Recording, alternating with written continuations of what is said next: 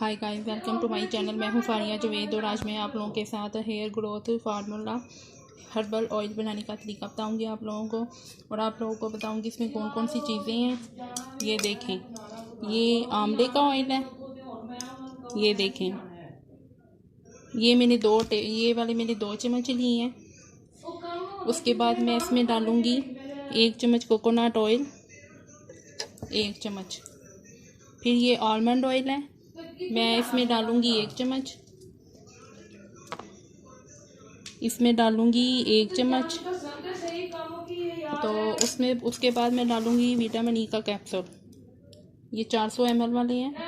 आप चाहें तो 200 ml वाले भी ले सकते हैं, 600 ml वाले भी।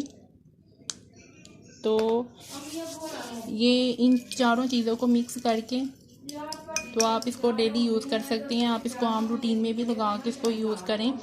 चाहे तो आप इसको एक दिन छोड़ के एक दिन भी लगा सकते हैं। ये मैंने आलमंड ऑयल लिया है, ये कोकोनट ऑयल है, ये आंवले का ऑयल था, ये वाले 2 चम्मच। तो गर्मी है इसलिए मैंने ये 2 चम्मच लिए हैं। अगर आप इसको विंटर में यूज़ करेंगे तो इसका 1 चम्मच लेना है आंवले का ऑयल, तो इसके 2 चम्मच लेने हैं कोकोनट ऑयल के। तो आलमंड ऑयल है, इसका भी 1 चम्मच। विटामिन ई का कैप्सूल डाला मैंने एक इसमें। तो इन चारों चीज़ों को मिक्स करके आप अपने सर पे लगाएं, तो इससे आपकी डैंड्रफ भी रिमूव होगी, बाल भी बहुत ज़्यादा ग्रोथ करेंगे। आपकी डैंड्रफ भी सर के रिमूव होंगे बालों पे, आपके बालों की ग्रोथ भी होगी, शाइन भी करेंगे।